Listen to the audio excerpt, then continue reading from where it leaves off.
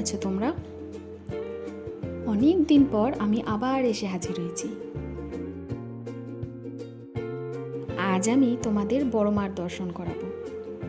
না না, আমি নৈহাটির বড় মার কথা বলছি না, আমি বলছি হাওড়া শালকিয়ার বড় মার কথা। তোমরা সকলেই নৈহাটির বড় মার কথা জানো। হাওড়া শালকিয়াতেও যে বড় মা আছেন অনেকেই সেটা জানো না। চলো, আজ আমি তোমাদের শালকিয়ার অত্যন্ত প্রসিদ্ধ শীতলা মাতা স্নানযাত্রা দর্শন করাই।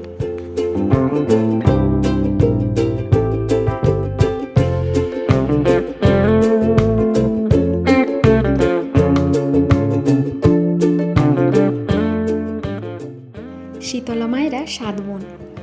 বড় শীতলা মাকে বড় মা বলে ডাকা হয়। সেইভাবেই মেজমা, সেজমা, ছোট মা বলেই বড় মার অন্যান্য বোনকে ডাকা হয়। এই বড় মা, মেজমা, সেজমা, ছোট মা হাওড়া শালকিয়াতেই থাকেন। আর মায়ের অন্যান্য বোনেরা শালকিয়া থেকে অনেক দূর দূরান্তে থাকেন। প্রত্যেক বছর মাঘ মাসের পূর্ণিমা তিথিতে শালকিয়া অঞ্চলে শীতলা মায়ের স্নানযাত্রা করা হয়। এবছর ফেব্রুয়ারি মাসের 11 তারিখে মায়ের স্নানযাত্রা হয়েছিল।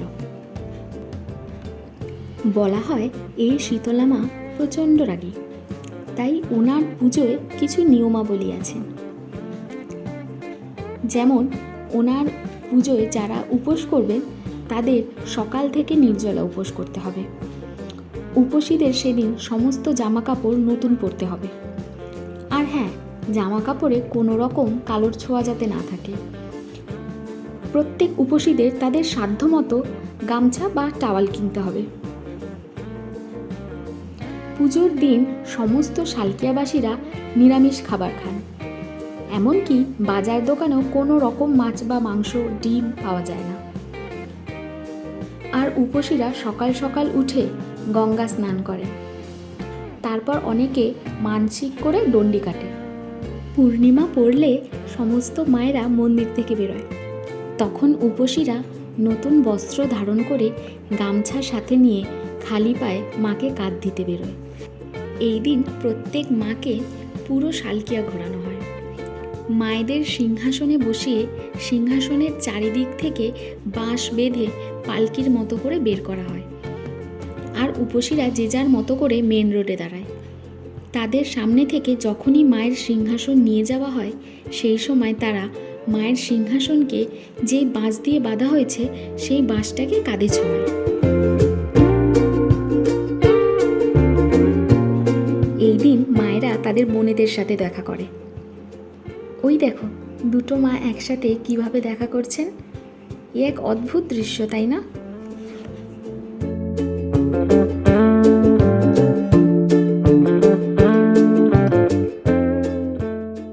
ওই যে দেখা যাচ্ছে এবার বড় মার ব্যানার। সব থেকে বেশি ভিড় হয় বড় মায়ের সামনে। সব উপোসীরা বড় মাকে কাঁধ দেবে বলে ওয়েট করে থাকেন।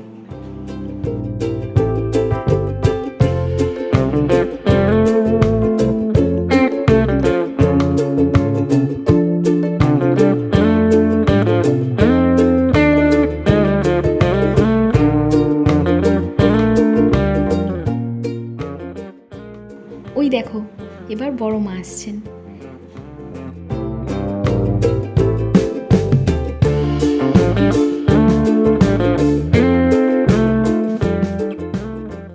বড় মায়ের ব্যানার দেখা গেছে দিনের আলোর সময়, আর বড় মা আস্তে আস্তে অন্ধকার হয়ে গেছে। দেখো কিরকম ভিড় বড় মায়ের সাথে।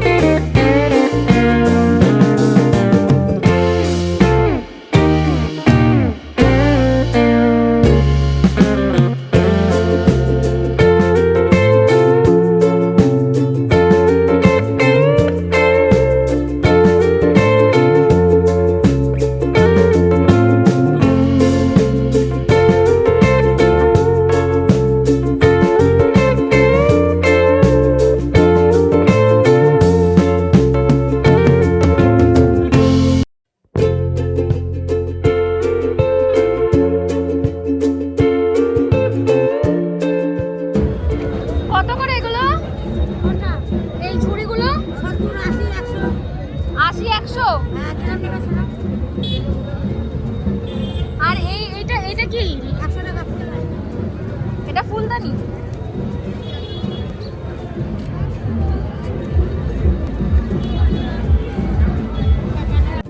এই দিন শুধু ছোট মা আর মকর মা ছাড়া সমস্ত মাকে রাস্তায় বের করা হয়।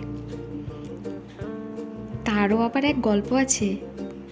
বলা হয় আগে নাকি ছোট মাকেও বের করানো হতো এই স্নান যাত্রার দিন। রাতের বেলায় যখন ছোট মাকে মন্দিরে ঢোকাবার আগে যখন গঙ্গায় স্নান করতে নিয়ে যাওয়া হয়েছিল, মা তখন জলের নিচে পালিয়ে গেছিলেন। তার পরের বছরও সেম ঘটনাই ঘটেছিল। তাই তারপর থেকে ছোট মাকে তার মন্দিরেই চেন দিয়ে বেঁধে রাখা হয়।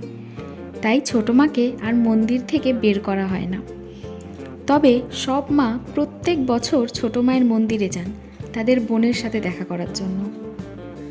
সমস্ত মাকে কাঁধ দেওয়ার পরে উপসীরা মায়েদের মন্দিরে গিয়ে পুষ্পাঞ্জলি দেওয়ার নিয়ম আছে।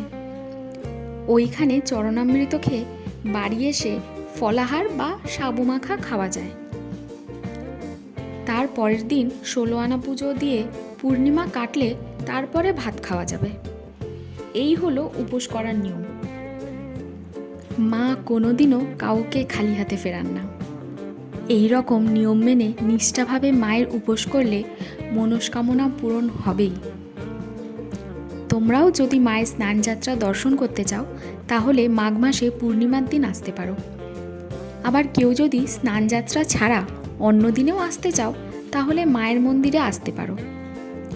হাওড়া স্টেশন বা বালি থেকে আসলে শালকিয়াগামী প্রচুর অটো বা বাস আছে।